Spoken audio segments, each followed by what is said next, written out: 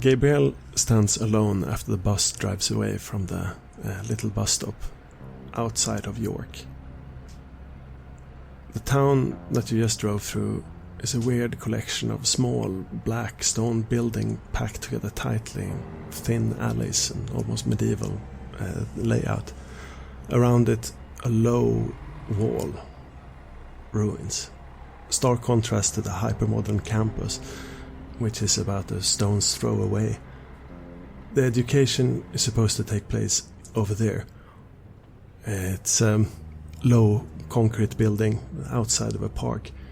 A pond with some seabirds frames the whole setting idyllically. Outside, a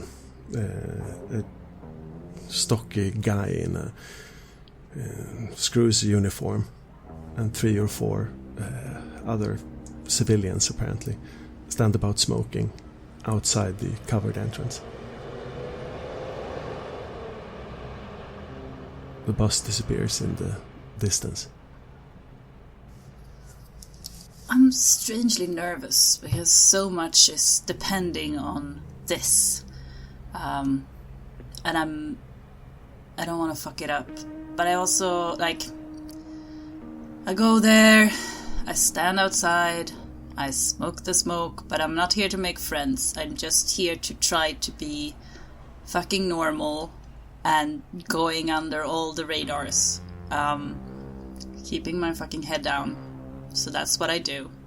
You get a few smiles and glances from a stocky guy, must be in his 20s, close-shaved head. The others mostly keep to themselves as well, tongue-tied, smoking. No one attempts to introduce themselves. A lady in her 40s in a grey blouse opens the door ajar and waves you in. Is this the B3 class? Yeah, the guy in the uniform says, and makes his way through the rest of you, pushing you aside, and opens the door. Davies, and we're supposed to be in B45, right? Yes, right this way. Welcome. Hi. Hope you have a good day.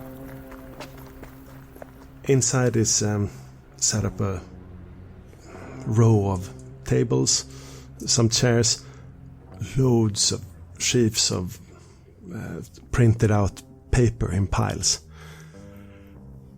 Start from the left and take the forms there, go to the end and sit down in the second door to the left here. I'll join you shortly. It's presumably your teacher goes away through the lecture hall, leaving the rest of you to collect your study material. So from across the table where the big guy in the crew cut takes his papers with big sausagey fingers, he looks up at you and goes, hi. Hello? We will be training together. I don't think their social introduction scheme is gonna be great. So, Liam Dermont, nice to meet you. Gabby, nice to meet you too. Nice. Where? Yeah. You? He looks over to a slim, dark-haired girl in about same age, 20s. I'm Hannah de Grasso. I'm from Leeds. Yeah, me too. Nice to meet you. Yeah. An older gentleman, graying hair, impressive, composed and serious face. He looks like a father or a stern man.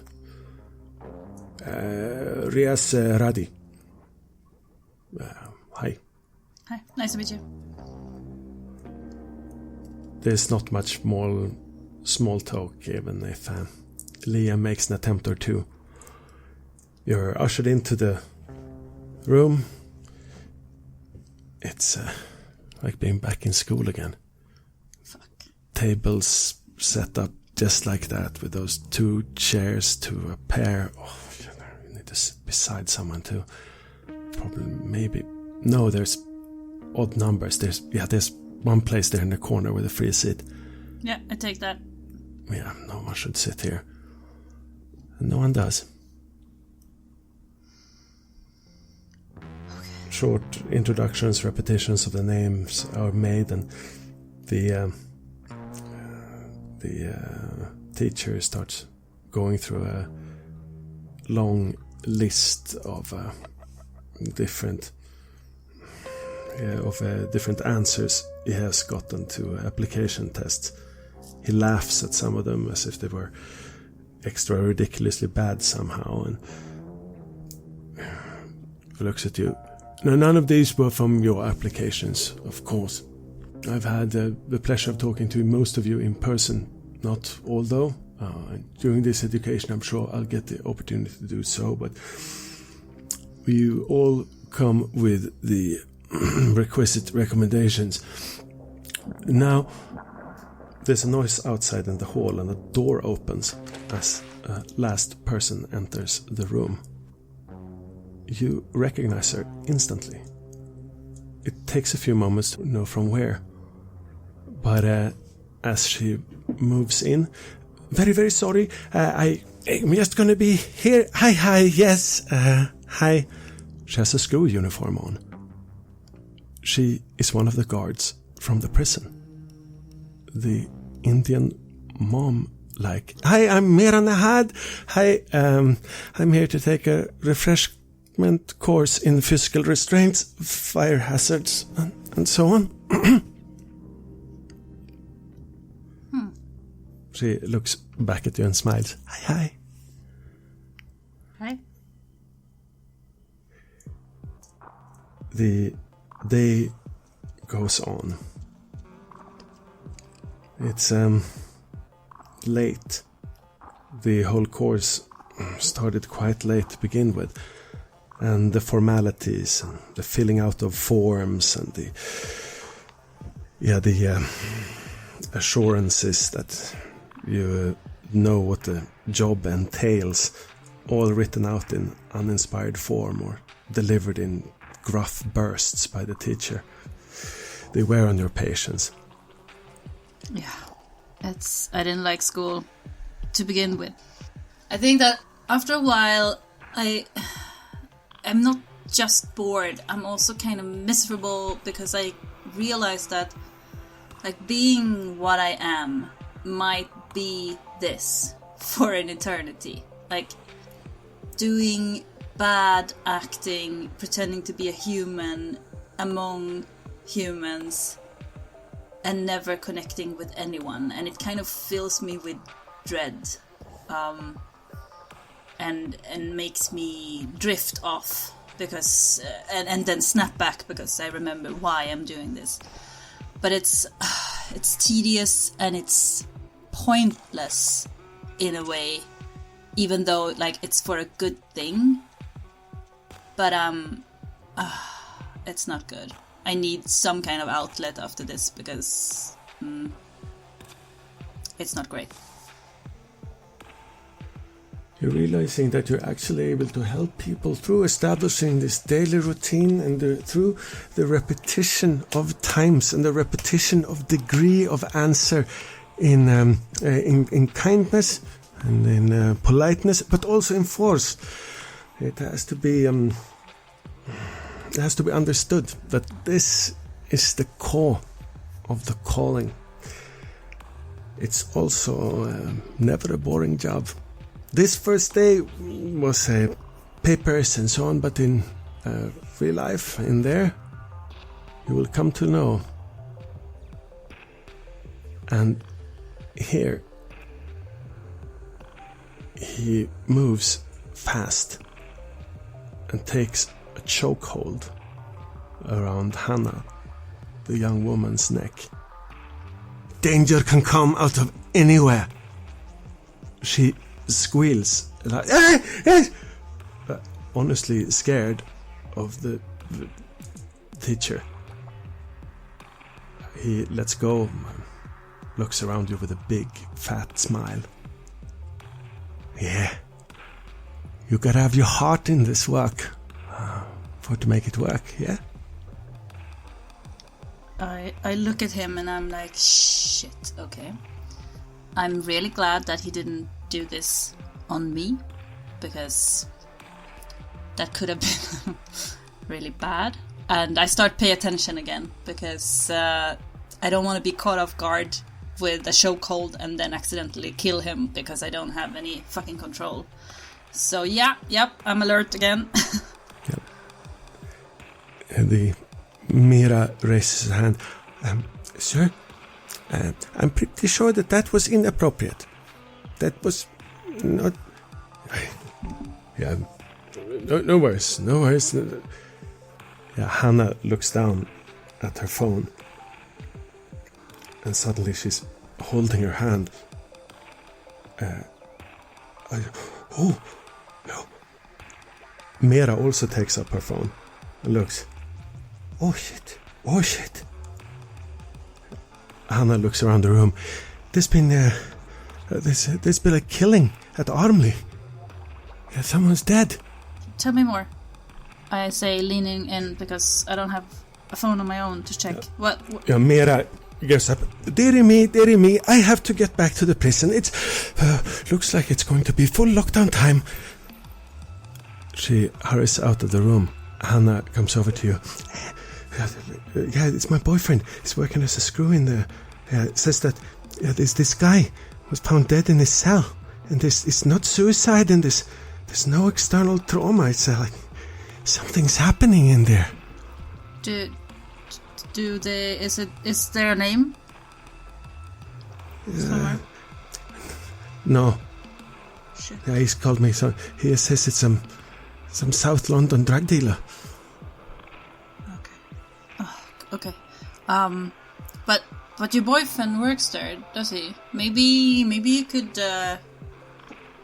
phone and check. Well, that is quite enough for tonight. We'll see you all here tomorrow. Same time. This is an afternoon and evening course. So same time tomorrow. Yes? Yeah. I curse because I'm bad at this lying and being... Why did I say that? Okay. I will just... But yeah, thank you. How long has your boyfriend worked there? I ask Hannah. Hannah takes out another cigarette. You're both outside now, walking towards the bus. Yeah, he's worked there 2 years. It says great. I mean, I'm a footballer, but come on. Seriously. I mean, I can dream, I can still do the practice, but I need an honest job, to be honest. Right? So you're gonna work there too? Mm-hmm. Yeah, that's the hope. Yep. Seems like a good job in a lot of ways. Yeah, sure. Where do you live? Are you also close by the prison? I'm thinking maybe we could, I don't know, study together or something. Yeah, that would be great. Okay, but take my number. Do you have? Can I borrow your phone? Yeah, sure. I'm just gonna write my number down. Yeah, she opens the address book. I take the phone, but I also want to check and see if I can see who her boyfriend's name. Yeah, her boyfriend's name is in there as Harry B. Yeah, I write my phone number down and says Gabby Harris. Nice, Gabby. This will be good. We'll get home now. Yeah. I'll see. Yeah. I'll see Harry in a bit. He'll know what to do. Yeah, and if you ever want to learn what to do if someone does like that to you. Oh, that. Yeah. You can ask me. Yeah, that was a bit scary, wasn't it? Yeah, but there are ways to get out of such a thing, and I can teach you if you want to. Oh, yeah. Yeah, that would be good. Yeah. Yeah, okay. Anyway, Yeah. I'm gonna... Yeah, wait for the bus. I think it's the same bus. Yeah. Okay, yeah. Great. Fun.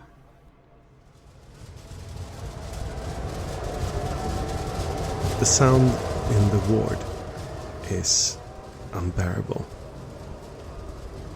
Outside of the cell, screaming, the banging, the rasping of speakers. It's chaos out there, and it's only taken a few seconds.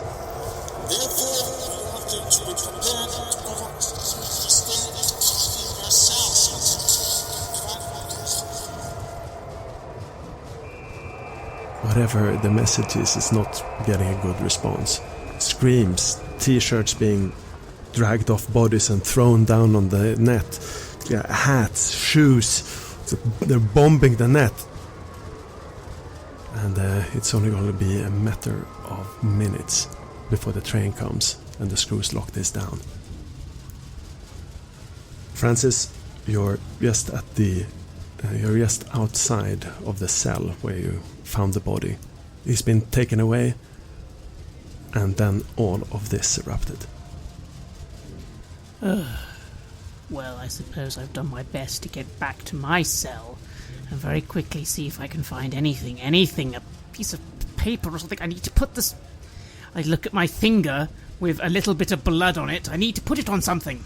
Yeah, your shoulder passed inmates everywhere. Some of them are screaming. One of them is looking at you in the eye. It's like, no, we're not going to go on no lockdown. Why? It's not going to happen again.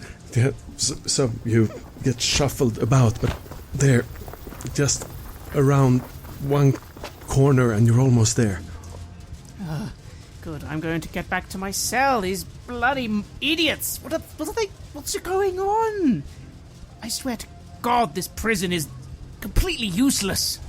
You see Donny grabbing a smaller guy in the shirt and screaming in his face, grabbing a pack from it, something from his pocket and shoving him away and running for his door. The smaller guy turns around and jumps his bones, and Donny just falls flat on his face, looks up at you pleadingly. You're just meters away from your door. I blink and attempt to dive past these mad people. I'm not going to help that idiot. I need to get back to my cell. If anything, I'm going to try and close the door. Okay. You're in. The door is closed. A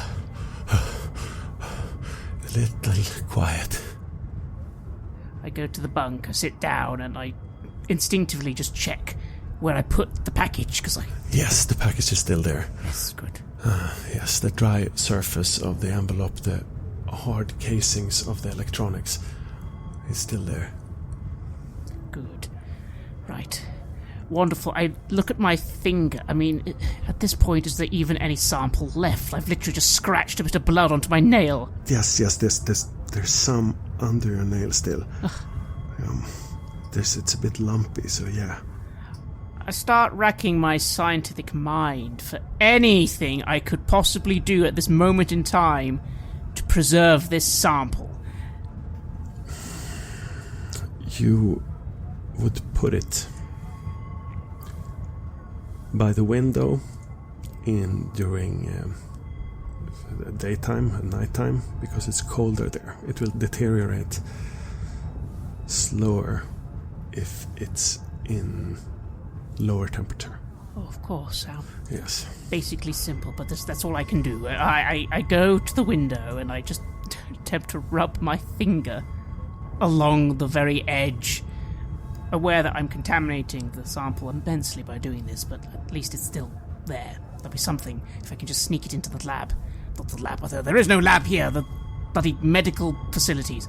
Yeah, there's a 90-degree corner of aluminum.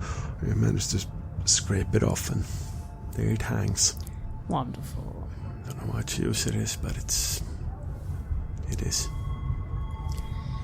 And with that, I'll go back to the bunk, and again, I have this... It's a phone. That's what the package is, a phone. need to get it to Vladimir, don't I? Yeah. Yes. Shit. I'll go and look outside and see if I can even see where Vladimir might be at this moment in time. Oh shit! No, there's too much commotion on the landing. Yeah, there you can see across there. Yeah, there's Paul is being led back by 2 screws to the door. They push him onto the landing. Yeah, Paul, while you were talking to Sarah, something happened. Someone's been found dead. What you heard on the way was definitely the screws gearing up for instituting some kind of a lockdown, making sure everybody stays in their cells for an extended period of time until they can get to the bottom of this. I mean, it's what you would do if you were a prisoner manager in this situation. But there you are. The other inmates don't seem to be happy about the idea. I play along with what's going on. I try to ask people, and this is what I find out, then that's what they want to do, and at this very moment my head is very much filled with what just happened. My phone call, Sarah. Only connection I've had with the family in a long while, but I'll quickly try and just catch along with the mood, just so I fit in. It happens around you in a bit of a daze, but you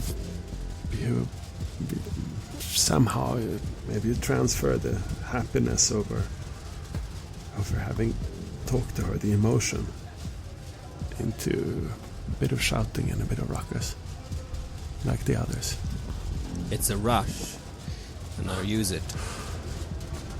Yeah, they can't just go on just because...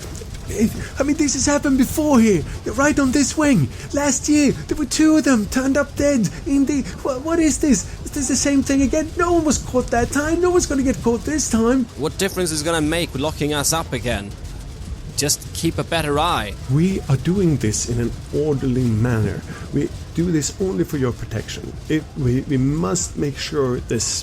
the cause of death... You understand, sir. We must go to the bottom of this before you can make anything. Right now, a lockdown will be instituted, and you are to return to your cells. Is that understood? I just roll my eyes and throw my hands up, and I start going. Yeah. 4 screws are out on the landing now. 2 of them in the back are strapping on their helmets. 2 have their shields. A few of the prisoners return to their cells at the mere sight of an oncoming train, but a lot more are still there. Someone has done the unforgivable and ripped out the see-through plastic TV out of their cell and is now throwing it down at the netting. And that's it. The whistle comes and the train starts going. Francis, you see the screws coming in to restore order. It's just a matter of minutes before they've got everybody into their cells and you will all locked down. Well, I don't really see... I can't see... Wait, I can see Paul. Gosh, was I supposed to give that... Where is he right now? I just suddenly start looking around for Paul. Paul is just 2 doors away, his cell. So he will move towards you. The screws are coming after him and also on the other side of the landing, but they won't hit you until you have had a chance to contact him. There's nothing between you two except for a handful of rioting Croydon thugs. I quickly dive under the bed, grab the package, shove it sort of under my arm, and I'm going to try and just walk out onto the landing and sort of run in Paul's direction, and as I do, I'm saying, there's people fighting down here, goddammit, there's people fighting! And I will attempt to collide with Paul and try and get that package onto his person somehow. The screws are on their way in, screaming, banging, club against shield, someone shouting, pointing. It's in plain sight, but they have a lot to deal with. maybe it could work. Yes, again, I'm going to try and fall into him, not like deliberately shove him, just see, like, fall into him, trip over. I start moving. Help! Again, you need to keep some order around here. You've got people fighting in the bloody cells. Yeah, Paul, you see him coming. This is something. Your eyes meet. He's coming at you. And I trip, or pretend to trip at least, stumble and just sort of fall into Paul, and I attempt to just shove the package onto his person. As I see him come, and I see his eyes, and that there's something, I keep moving forward as well, maybe speeding up a little, just to try and make this as if I'm going to go past him. But then he falls on me, and I attempt to just catch him and catch whatever he is trying to reach out to me. You should be able to do this. Give me a larceny plus dexterity. No successes. The package tumbles out. It ricochets against the wall, tumbling away into another cell just as it is shut. And the phone goes in to Paul's next door's neighbor's room. Fuck. Well, seeing that, all I can do is lie on the ground and start stumbling up again and sort of just say, "Oh, watch where you're going!" I just wince as in the collision I just felt one of my stab wounds, and I just look at you with feigned disdain, and I try not to follow where the package obviously went, but I have noticed it, and I give you a smallest of nods, just turn around and go into my own cell. Whose cell is it? I just start quickly making my way back to mine, but I just look. Do I know the people in this cell, morons? Yeah, okay, these are your next door neighbors from that side. Yeah, that's Guy Slauda, the dogfight guy. It's his cell. Oh, wonderful. I suppose. I make my way back to my cell, thinking, great, he's going to pick that up. I'm going to have to change the bloody favour he's going to owe me. Wonderful. Fucking prison. Indeed. The screws come down fast and they come down hard. They have no intention of letting a riot develop over something like this, nor are the prisoners motivated enough to push back. And soon everyone is in the cell, and a new truth is established.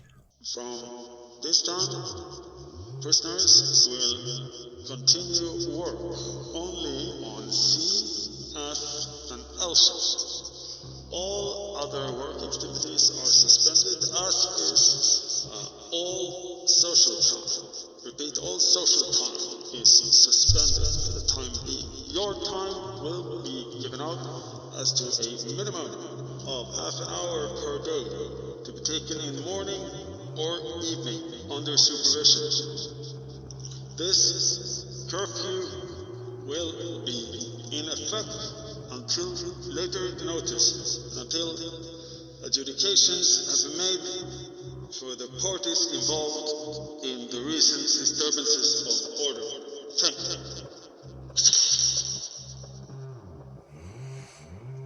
Now, it's real. You and Donnie. Well, and you and the little crybaby Paul. Locked in here. For God knows how long. Not even the walk down to the pool tables to change the monotony. You alright, Songbird? Yeah, I'm okay. Not much change for me. I don't go out to the cell much anyway. Yeah. Not much. I haven't talked to you much since the incident, but thanks. I know you were forced probably to do a lot of that, but you stood up to them in the end. Yeah, I think I blew it on that one big time as well, you know. They were sure to give me some favors over that, but, you know, I guess I fucked up fucking you over as well, yeah? Yeah. Yeah, I guess I fucked up that as well. Might be alive, though, because of you. Yeah. I don't know how happy you are about that. I don't know. Could have had your cell to yourself. Yeah. Yeah, I might have to go back to singing, to be honest. Maybe. They like it. What's wrong with it?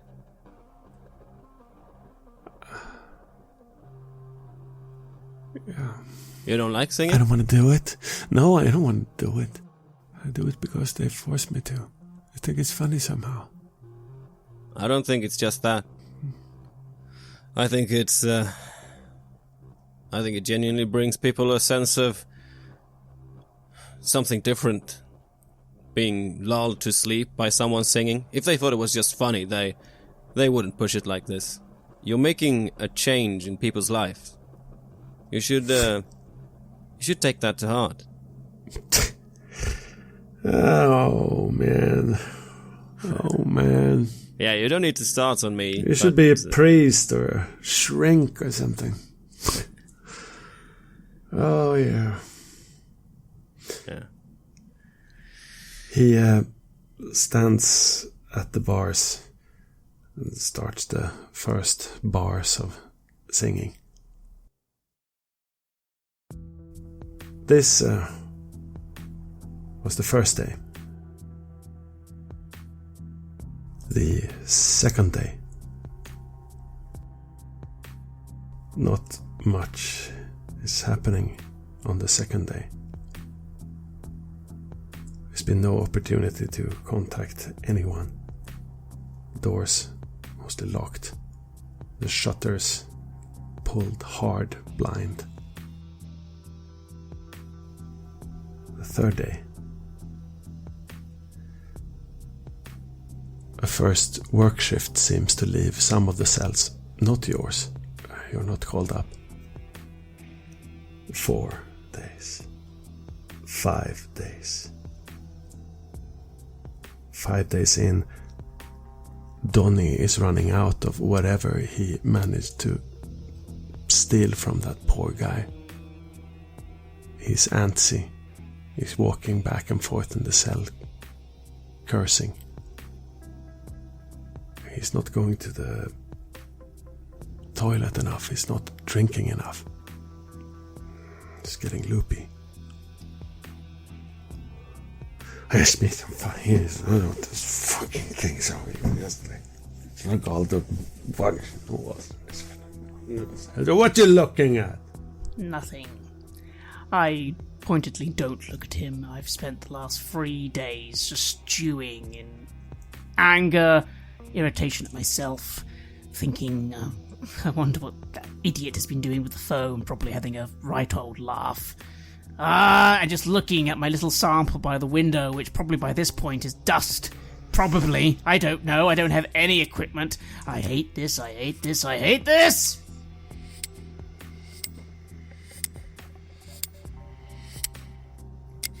Day 10.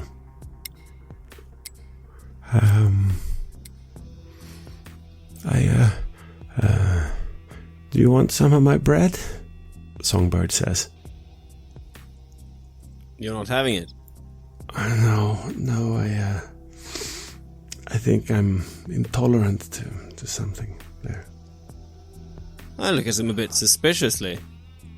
You're trying to poison me now?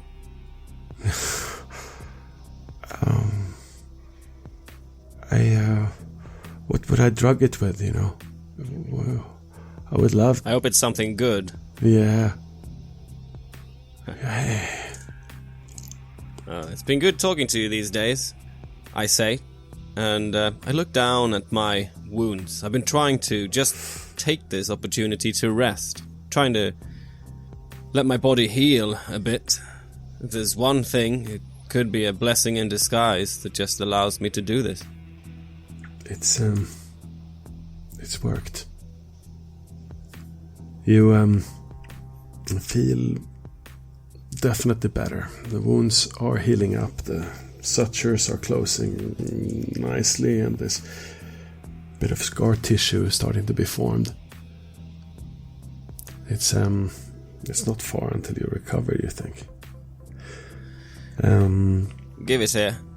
I hold out my hand as I look down on my chest and stomach. The bread. Yeah. He hands it up to you. It's just a dry piece of white bread, but it's something. I eat it idly, and I think. I wonder what Ellis is doing. I wonder if she needs help. I wonder who I can help. But it's been good now for a few days, in a way. Talking a bit more to Rodney. So, how long you got left now? Yeah, I mean, it says on the paper 3 more years. But it's one of those indeterminate sentences, So I guess it behaves on a lot of factors, to be honest. You talk to anyone about your things, whatever they are? I don't have a lawyer, but yeah, there is this shrink. I see her sometime. It's been almost it's been weeks now. I don't know if she's still here. I think she was pretty good. Yeah, I talked to someone as well just before I was brought in here. Well, God listens. There's a sudden crash from somewhere. It's not unusual in itself, but the scream from 2 cells away certainly is. Come on, open up, he's dead, open up, he's dead. Again, chaos from silence, repetition to violence, voices, sounds everywhere. Another one. Someone else has been killed. Yeah, you can only see out through a small little crack in the door, Francis.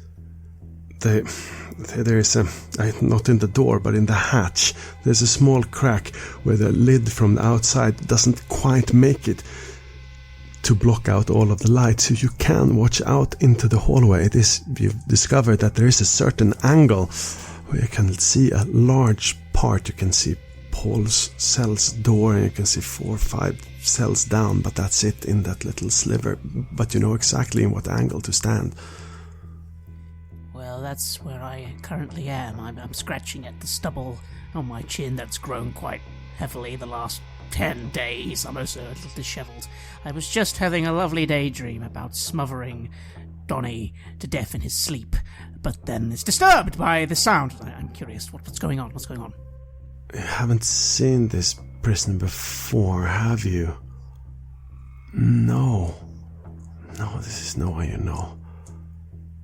Small kid, he looks like a rag doll in the screw's hands as they carry him away. From this distance, maybe 20 feet, more 30, 40 feet. It's hard to make out any details, but it does look pale, and there are no obvious wounds on the body. Doesn't make any sense. I sort of step away from the door, and I'm almost muttering to myself, thinking, maybe they know. Maybe the blank bodies know that there's some people in here trying to find them, and they're just killing prisoners one by one. How is that even... That's ridiculous idea. Ridiculous. One more. Oh, shit. What does it mean? Rodney, have you seen anyone new come in while we've been in here? I know you've been at the door a bit. From here, there's been some banging and some screaming, but that was over from the VPU wing, I think. No one on this wing. Maybe one on B. Yeah, VPU wing for sure. They've had intake. Yeah. VPU. Why? Before I got in, I heard someone I got into court myself was coming in. Didn't fancy to see them again. That's gotta be a bit awkward. Yeah. How would you deal with that? Professionally, I guess. I don't know if professionally would be a smart idea here. I don't at all here. I think what is my profession right now, Rodney? What am I? You are a lovely dirty cop that I am hanging out with in my cell. I mean, you are a cop and you are obviously a bit dirty being in here. So then I better behave like a dirty cop.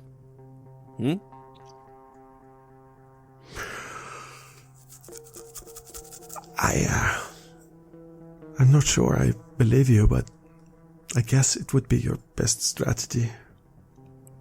I start biting on one of my nails. I think you're still a good cop if there was ever such a thing. I still think you still believe. This is one of the first times Rodney has voiced an aggressive opinion about you, towards you. I feel a bit of blood as I bite too hard. Yeah. Maybe. There's a lot of people to convince. A lot of things right now. I say kind of absent-mindedly. It's hard sometimes to tell the difference between you and him, what you think and what you say out loud. It's weird.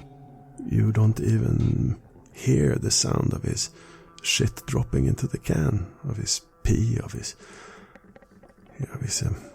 discreet, soft masturbation habits. He's like, part of the room. Day 14, there's a knock on the door.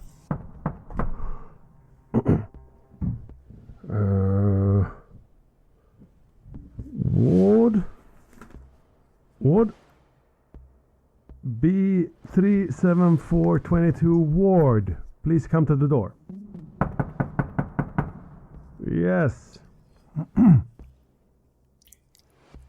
I stir lazily from where I've been lying in the bed, and I just get up and move over to the door.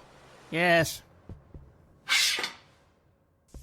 Handlebar mustache screw looks back at you. Top of the morning. You have group therapy today with B36913 Richards. And seems like simultaneously there will be a session with some others, but they will be in a different room. You are scheduled for in 30 minutes, so get your things, get yourself together, and for God's sakes, shave.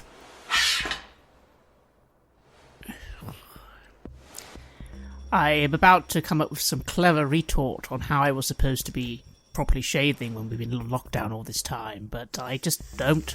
I'll just go and get ready. Paul, you get a similar message. How will you two get ready for leaving your cells for the first time in 2 weeks? I, on the other hand, I have kept shaving, kept hygiene as good as I can. I've been wanting to exercise, but I quickly noticed that it's not going to help my healing. Let's see, these have been your intentions. Let's see how well you kept to them. All right. Give me a composure.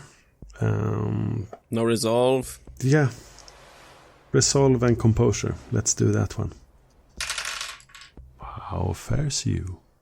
3. Yep. You've kept it together, just as you say. It's quite remarkable. The screw raises his eyebrows when he opens the hatch to give you the news about your group therapy session. Lovely.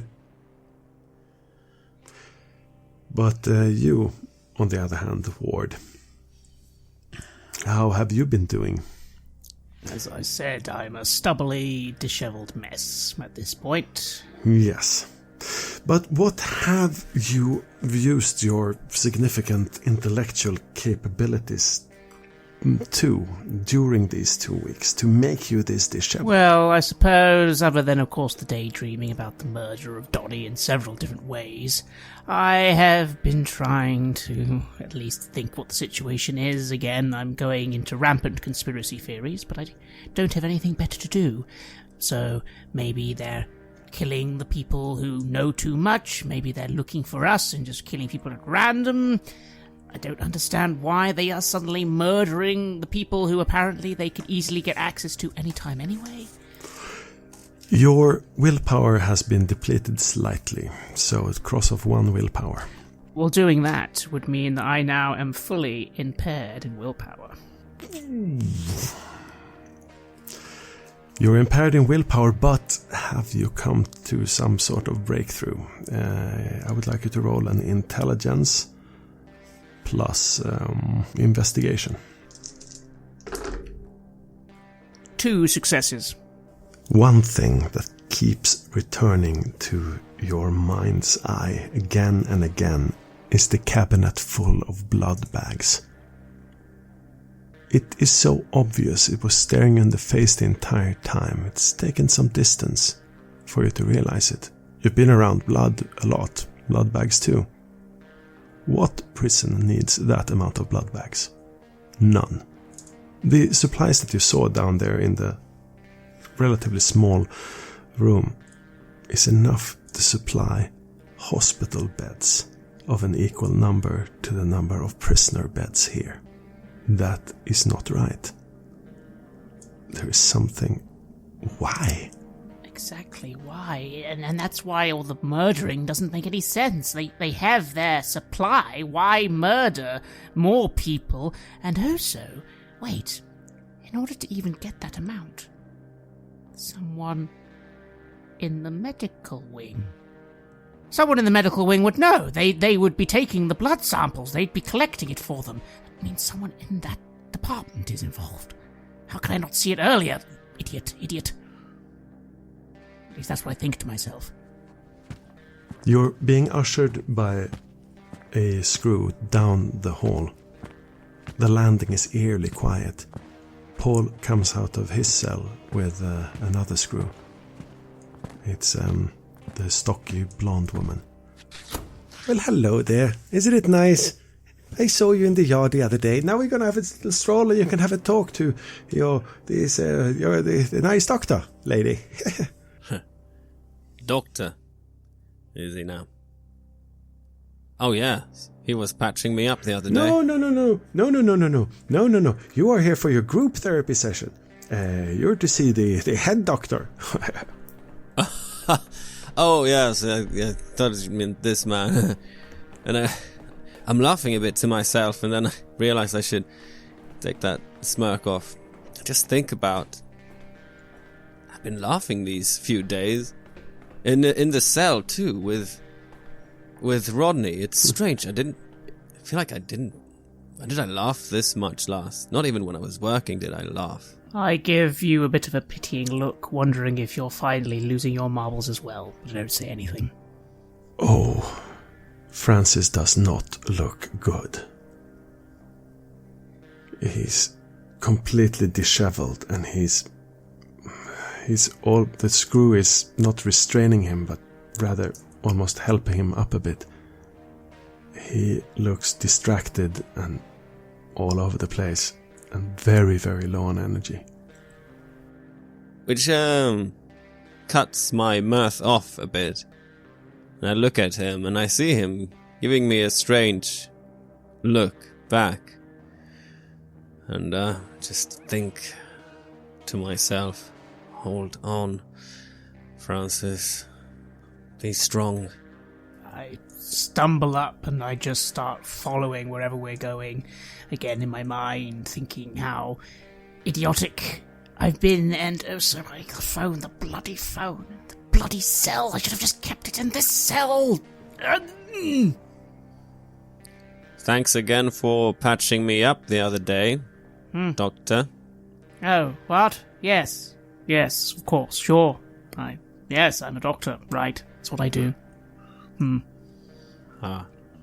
keep up the charade for the few minutes it takes for them to usher you through the metal stairs down the landing and out into the radial, from the radial out into the administration wing and the hospital outbuilding.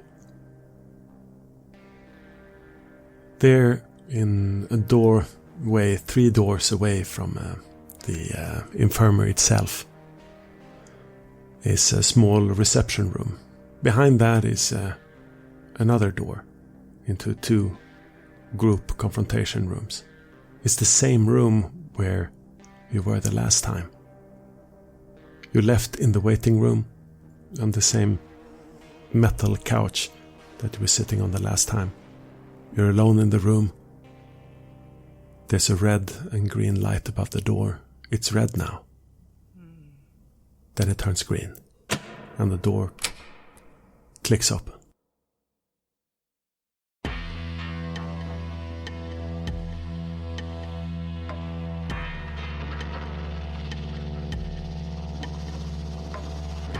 You have listened to an episode of Red Moon Roleplaying, where we played the 3rd season of the chronicle No Man is an Island for Vampire the Masquerade 5th edition. Our storyteller was Martin Ericsson, and we were also joined by Anna-Karin Linder and Freja Gyldenstrøm. The music was created by Lola Zaza, and the sound effects are from the fine folks at freesound.org, zapsplat.com, and Syrinscape. We would like to give massive thanks to our champions of the Red Moon: Martin Heuschober, Nastasia Raulerson, Simon Cooper, David, Julia, Camilla, Ludwig Manford, Bob Lange, Julián, Cameron, Ryan F., and Xabier for their generous support. And we would of course also like to thank all of our other patrons. Without your support, this show would not be possible. If you want to support our work, please check it out on Patreon. You can get access to bonus campaigns for Cult Divinity Lost and Coriolis there, as well as get early and raw access to all of our recordings. You can also hear your name read on the show as a champion of the Red Moon, as well as play Cult with us. Most importantly, that support is what keeps the show going, so do check us out there. And remember, death is not the end.